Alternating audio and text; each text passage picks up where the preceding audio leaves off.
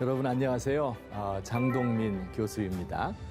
훈민복음, 세상을 깨우는 말씀을 통해 여러분과 만나게 되어서 정말 반갑습니다. 오늘 저와 함께 말씀 나눌 귀한 세 분 자리해 주셨는데 모두 반갑습니다. 안녕하세요. 네, 환영합니다. 예.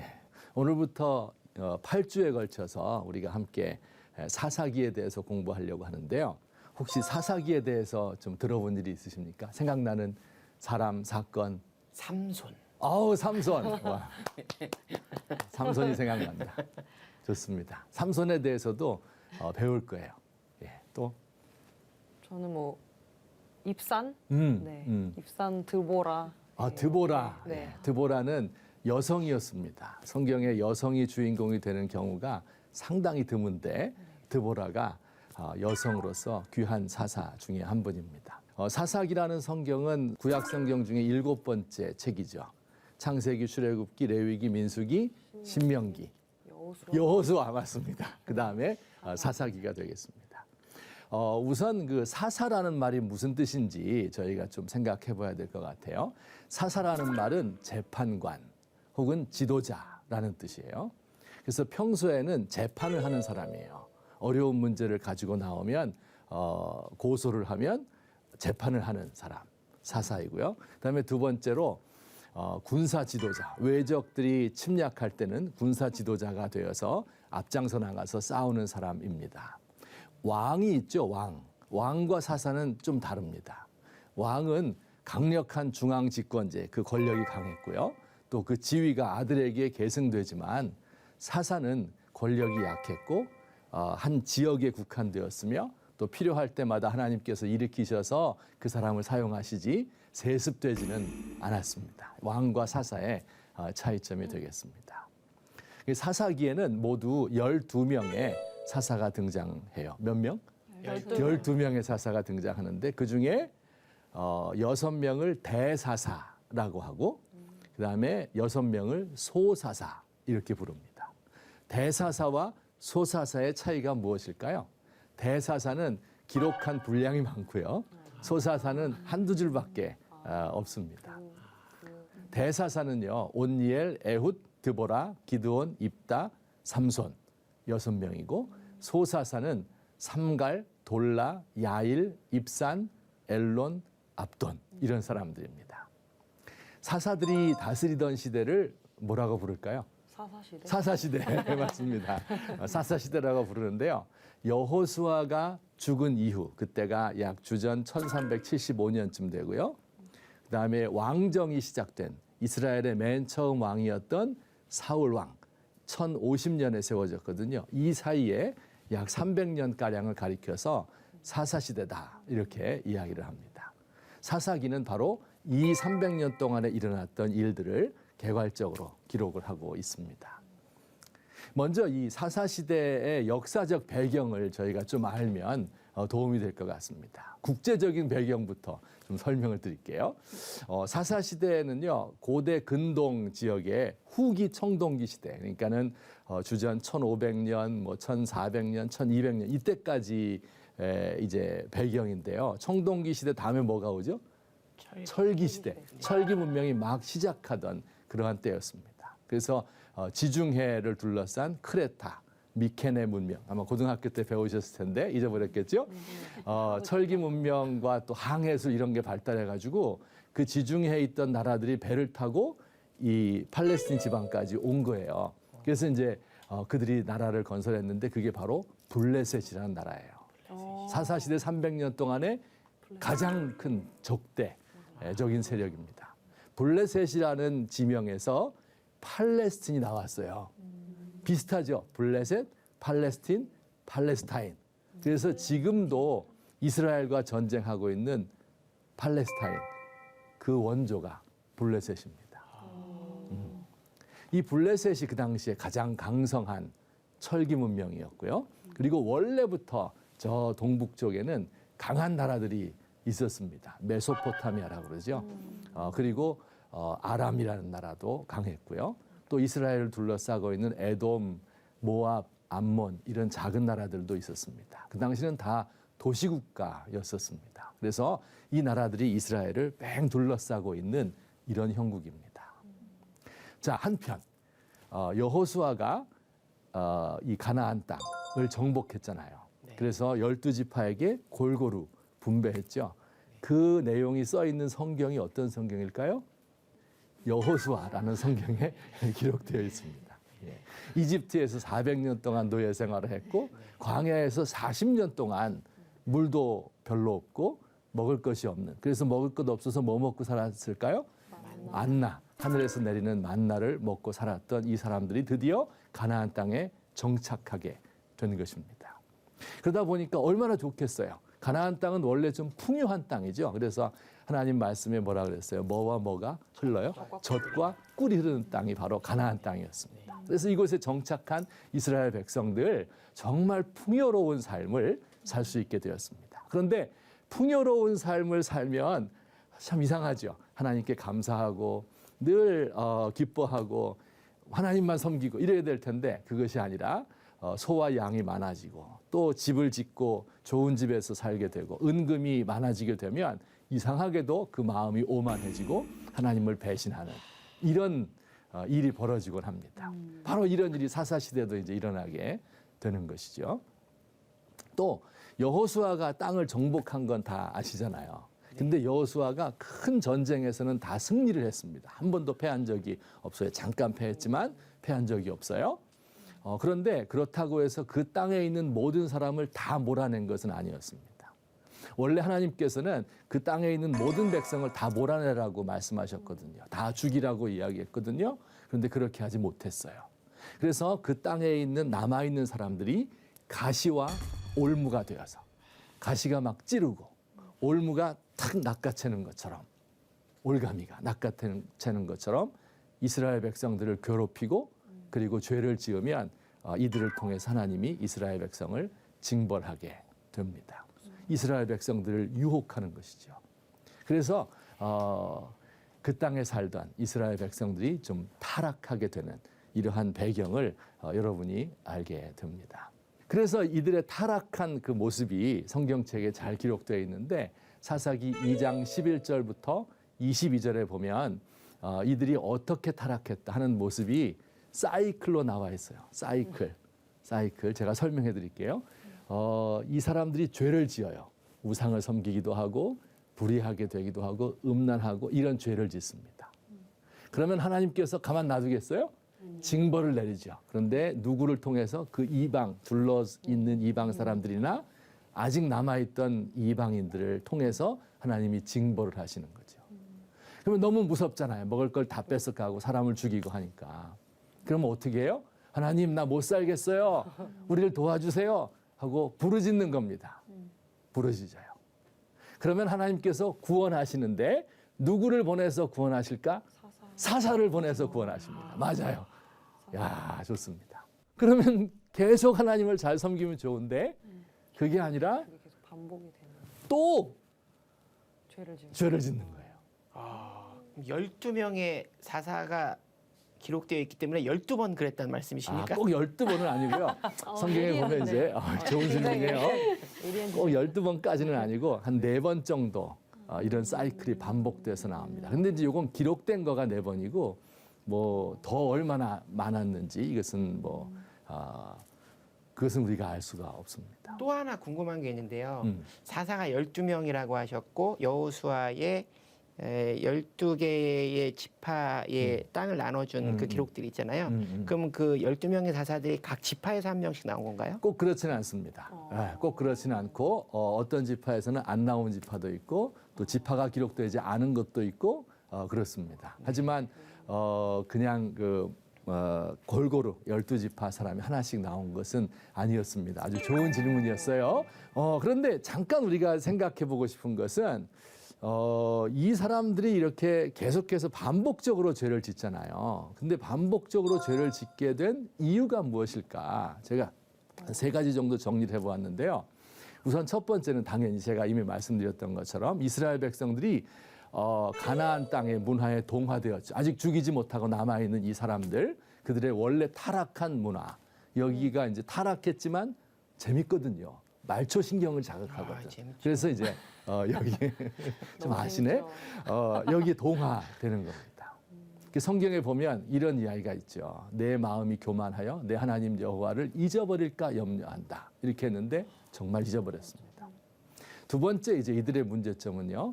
영적 지도자가 없었다 하는 게 문제입니다. 그러니까는 모세 시대 때 영적 지도자는 누구였죠? 뭐 당연히 모세죠. 그 다음에 그의 뒤를 이은 여호수아. 그래서 이 둘은 강력하게 이 백성들을 하나로 통일하고 그리고 그들을 이집트에서 구출해내고 가나안 땅으로 인도하고 가나안을 정복하고 땅을 분배하고 여기까지 잘 되었어요. 그런데 여호수아가 죽고 난 이후에 그런 강력한 지도자가 영적 지도자가 등장을 하지 않았습니다. 그래서 사사기에 보면 이런 말씀이 반복해서 나오는데요. 그때 이스라엘에 왕이 없으므로 사람이 자기의 소견에 옳은 대로 행하였더라. 제멋대로 행한 거죠. 그래서 저는 이 말씀을 통해서 꼭 우리 시대를 보는 것 같다. 그런 생각이 들어요. 정말 위대한 지도자들이 있을까 없을까요? 하여튼 그런데 사람들은 저마다 자기 소견에 옳은 대로 내 생각엔 이게 옳아 하면서 자기 멋대로 행하는 그러한 시대였다. 그래서 이제 이런 시대가 우리와 굉장히 비슷하기 때문에 그래서 저는 이 사사 시대를 아주 중요하게 생각을 하고 그래서 우리가 꼭 알아야 되는 성경이다. 우리 시대를 잘 비추어주고 우리가 나아가야 될 방향도 제시해주는 그런 하나님 말씀이다. 이렇게 생각이 됩니다. 또 세 번째로 사사 시대가 왜 이렇게 타락의 사이클이 반복되었는가 하면 그 신앙 교육에 좀 문제가 있었습니다. 그러니까 성경에 보면 이렇게 되어 있죠. 광야의 삶과 또 그 정복하던 그때의 일을 기억하던 사람들이 있었던 거예요. 모세 시대, 여호수아 시대를 살았던 사람들이 있겠죠. 네. 그런데 그 후에 일어난 다른 세대는 여호와를 알지 못하며 여호와께서 이스라엘을 위하여 행하신 일도 알지 못하였더라. 이거죠. 보지 못했으니까. 교육을 제대로 안 시켰으니까. 원래는 매년 6월절에 교육을 시키게 돼 있거든. 그런데 이런 것들이 끊어지게 되면서 다음 세대 일어난 백성들은 체험도 없고 그리고 교육도 제대로 받지 못했고 그래서 타락의 길로 가게 됩니다. 그래서 이것이 불행한 사사기에 나오는 사이클이다. 그래서 성경에 보면 많이 등장하는 단어가 또라는 단어가 등장해요. 또. 네, 그래서 성경 보면 한 4번 정도 등장하는데요. 사사기 3장 12절 말씀, 그리고 4장 1절, 6장 1절, 13장 1절 이런 식으로 대사사들이 등장하기 전에 이스라엘이 또 범죄했다. 또 죄를 지었다. 다시 타락하게 되었다. 이 반복이 됩니다. 그래서 제가 너무 안타까운 거예요. 여러분, 그렇잖아요? 하나님이 이렇게 놀라운 역사를 보여주셨잖아요. 애굽 땅에서 인도해내시고 광야 길을 걷게 하시고 불기둥 구름기둥으로 인도하시고 가나안 땅을 정복하게 하고 그렇죠? 엄청난 일을 했잖아요. 다 들어서 알고는 있을 거 아니에요. 뭐 물론 잊어버리기도 했지만은 알고 있을 텐데 어째서 또 이런 일을 벌일까? 한 번 죄를 지어서 망했다가 하나님이 도와주셨으면 그 다음에는 좀 괜찮아야 될 거 아니에요? 근데 또 죄를 지어요.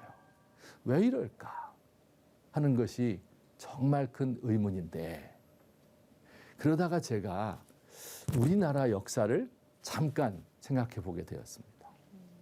우리나라 역사가 어땠어요? 예컨대 과거에 일제강점기 때 사람들은 생각했죠. 우리가 이 일제로부터 독립하고 해방만 되면 우린 진짜 행복하겠다. 해방됐을 때 그냥 전부 나와서 만세를 부르고 우리는 잘 살게 되었다. 그렇게 외쳤겠죠. 그런데 해방 후에 찾아온 것은 혼란이었습니다. 좌우 대립이었습니다. 행복한 때가 오지 않았어요. 그리고 잠시 후에 6.25 한국전쟁이 일어나게 됐죠. 동족상잔의 비극이 생겼어요. 그 전쟁 때 사람들은 다 뭐라고 기도했을까요? 하나님, 이 전쟁에서 나만 살려주세요. 나를 살려주세요. 우리나라를 구원해 주세요. 이렇게 기도했겠죠. 그래서 전쟁만 끝나고 나면 우리는 평화로운 시대가 되고 행복한 시대가 도래할 것이다. 이렇게 생각을 했겠죠. 기대를 했겠죠. 그러나 전쟁이 끝난 뒤에 그런 세대가 왔습니까? 가난해요. 먹을 것이 없어. 너무 고생을 많이 했어요. 이번엔 또 하나님께 기도하는 거예요. 하나님, 우리에게 먹을 것을 주세요. 잘 살게 해주세요. 기도했어요. 그래서 하나님께서 은혜로 우리 한강의 기적을 일으켜 주었어요. 산업화 시대가 되었습니다. 먹을 것 걱정하지 않게 되었어요. 잘 살 수 있게 되었습니다. 그렇죠? 그런데 그러면 잘 살면 행복해요? 독재가 이루어졌어요. 독재, 이 군부 쿠데타 말발굽 아래서, 군합발 아래서 사람들이 또 기도했어요. 하나님, 우리에게 자유를 주세요. 독재로부터 민주화가 되게 해주세요.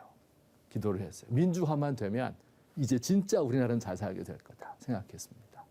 그래서 1980년대 말에 드디어 민주화가 이루어졌고 그 뒤로 우리는 명실상부한 민주국가가 되었습니다. 자, 그러면 어때요? 이젠 잘 살게 되었습니까? 지금 우리가 정말 행복하게 살고 있나요? 이런 질문이 드는 거예요. 그리고 그 각 시대들마다 죄악들이 있다 하는 것을 알게 되었습니다. 해방 후 이 일제강점기에서 해방이 되고 정말 좋았는데 일제 청산을 못한 거예요. 그리고 좌우의 분열이 일어났습니다. 인간의 죄악으로부터 비롯된 것이죠.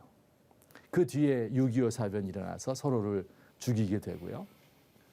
산업화 시대에 잘 살게 되니까 물질 만능주의, 향락주의 이런 것들이 들어와서 오늘날 우리와 같이 이렇게 양극화, 분단 이런 어려운 시대를 다시 만들게 돼요. 그러니까 이게 성경에 있는 이 사사시대 사람들 왜 저렇게 미련하지? 그 정도 했으면 또 죄짓고 또 회개하고 또 도와주고 왜 이런 식으로 살아야 되지? 그런데 우리나라가 그래요. 그래서 이제 이런 질문이 드는 거예요. 그러면 사사시대는 실패한 시대였구나. 그죠? 하나님이 이스라엘 백성들을 이집트에서 구원해내서 광야길을 걷게 하고 가나안 땅을 주셨잖아요. 왜 주셨을 것 같아요? 잘 먹고 잘 살라고? 잘 살라고. 네. 거기서 한 걸음 더 나가야 되는데요. 잘 먹고 잘 사는 것만이 목표가 아니고 하나님께서 이 이스라엘 백성들과 함께하고 이스라엘 백성들은 하나님을 섬기고 그러면 어떤 나라가 될 것 같습니까? 잘 사는 나라가 되겠죠. 또 정의로운 나라가 되겠죠. 모든 사람이 평등하게 행복한 나라가 되겠죠. 이 모습을 누가 봐요? 주변에 있는 나라들 보는 거예요.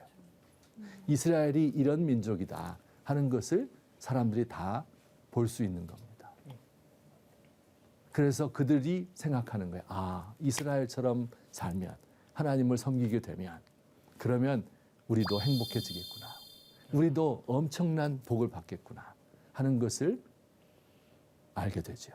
하나님께서 살아계심을 이스라엘 민족들을 통해서 다른 볼수 주변국들이 알 수 있도록. 그렇죠. 그래서 이것을 제사장 나라 이렇게 이야기하는 거예요. 제사장이 하나님과 사람을 연결해 주는 사람이잖아요. 네. 그래서 하나님이 이 나라를 통해서 다른 나라들과 하나님을 연결하도록 하는 제사장 나라의 일을 하기 위해서 이스라엘을 택한 겁니다. 그런데 이스라엘이 죄를 지어요. 주변국보다 더 못해요. 주변국을 따라가려고 그래요. 이러면 하나님의 뜻이 안 이루어지고 하나님이 생각했던 그 계획이 막히는 거잖아요. 정말 그래요. 그래서 너무 안타까운 겁니다. 여호수아 때 그렇게 순종하던 이스라엘 백성들인데 그런데 사사기에 와서는 이렇게 타락한 민족이 되고 말았습니다. 그래서 이것이 우리를 괴롭게 하는 것입니다. 그리고 이런 질문이 드는 거예요. 그러면 하나님의 역사는 하나님의 일하심은 실패로 돌아가는가? 하나님의 일하심에는 실패가 없습니다. 아멘. 제가 두 가지로 간단히 설명드리겠는데요. 첫째는요, 이 이스라엘 백성들이 실패하는 것을 통해서 하나님의 정의가 드러납니다. 무슨 뜻일까요? 이스라엘이 실패했어. 그런데 하나님이 뭐 했다고요? 징벌했잖아요. 그러니까는 하나님과 이방의 나라가 다른 게, 우리가 믿는 하나님과 세상의 우상 숭배하는 사람들이 다른 점이 뭐냐면, 이 사람들은 그 신이 자기에게 어떤 일을 하든지, 내가 어떤 일을 하든지 복을 줄 줄로 알아요. 근데 우리 하나님은 그렇지 않아요. 우리 믿는 사람들이 죄를 지으면 더 무섭게 징벌합니다. 네, 이것이 하나님의 정의이죠. 성경 말씀에서 하나님은 당신이 사랑하는 자를 징계하고 그리고 사랑하는 자를 책망하는 분이다. 아비가 자식을 책망하지 않으면 어떻게 아버지라고 할 수 있겠어요? 죄를 지으면 옆집 아저씨도 화내죠. 하지만 제일 화나는 사람은 누구야? 아버지가 제일 화나는 거예요. 더 무섭게 때리는 겁니다. 그래서 그 모습을 보면서 주변에 있는 나라들이 오히려 야, 이거 잘못했다가는 큰일 나고 하나님 살아계시는구나 하는 것을 보게 됩니다. 그다음에 두 번째, 더 중요한 게 있는데, 하나님께서는요, 이렇게 다 타락한 것 같아도 타락하지 않은 소수의 사람들을 남겨서 이 사람들이 별처럼 빛나는 겁니다. 어두운 하늘일수록 별이 더 밝은 거예요. 오늘 제목이죠. 어둠이 깊을수록 별이 빛난다. 제가 이렇게 정한 거예요. 성경에 보면 많은 사람을 옳은 대로 돌아오게 한 자는 별과 같이 영원토록 빛나리라 하신 말씀이 있어요. 제가 제일 좋아하는 시인이 윤동주 시인인데요. 일제강점기 때 일본에 살았잖아요. 얼마나 어렵습니까?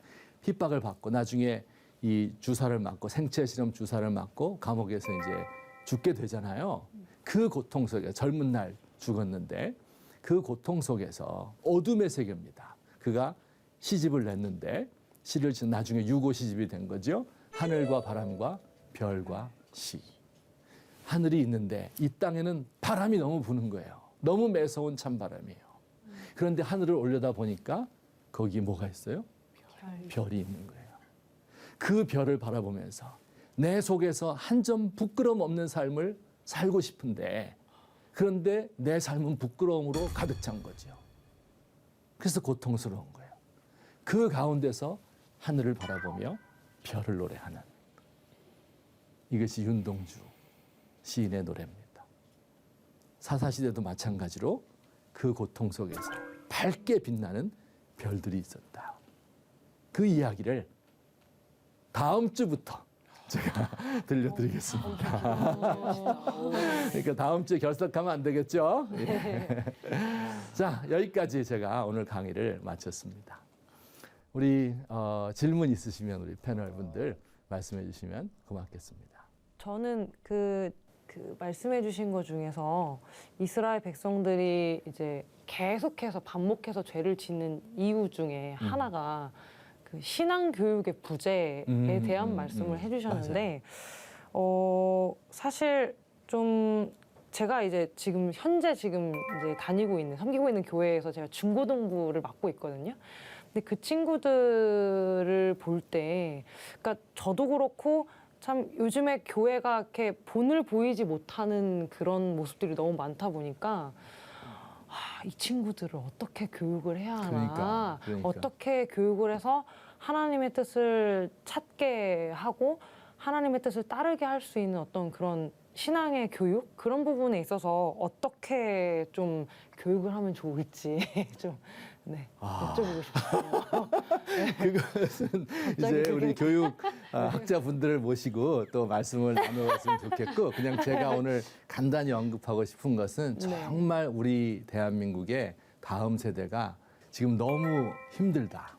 특별히 코로나를 거치면서 교회 나오지 못했잖아요. 근데 어른들은 이제 교회 쭉 20년, 30년 나왔으니까 상상을 하면서 예배를 드리곤 하는데, 아이들은 환경의 지배를 너무 받거든요. 그래서 그 신앙을 어떻게 유지할 수 있을까 하는 것이 이제 정말 우리의 어려운 문제고요. 우리나라가 이제 종교 없음, 종교 자체를 싫어하는, 어떤 종교든지 그냥 내가 사는 삶이 좋다, 이런 사람들의 숫자가 퍼센테이지가 굉장히 높습니다. 그래서 우리 젊은이들을 또 다음 세대를 어떻게 양육할 수 있을까 하는 거 정말 우리의 큰 숙제다. 네. 이 정도만 말씀을 네, 네, 드릴 수 있을 것 맞습니다. 같습니다. 네, 또 감사합니다. 자유롭게 다른 이야기. 네, 제가 그럼 질문을 드리고 싶은데 네. 그 사사를 통해서 하나님께서 이제 구원을 하셨다고 하셨잖아요. 그 사사분들이 저는 조금 부러운 것 같아요. 하나님께서 사용하셔서 그들을 통해서 구원하셨다는 점이. 그렇죠. 그래서 그들의 어떤 공통점이 뭘까? 네, 그분들의 공통점이 뭘까? 좀 예. 궁금했습니다. 그것을 다음 시간에 예고편 미리 이렇게 스포를 안 기대되네. 하시네. 너무 스포를 기대돼. 안 하시네. 너무 기대돼. 예, 하여튼 그러면 우리 이 정도로 오늘 강의를 마치도록 하겠습니다. 우리 여러분 그동안 경청해 주셔서 감사드리고 또 좋은 질문, 반응 보여주셔서 고맙습니다. 그럼 다음 시간에 뵙겠습니다. 감사합니다. 감사합니다.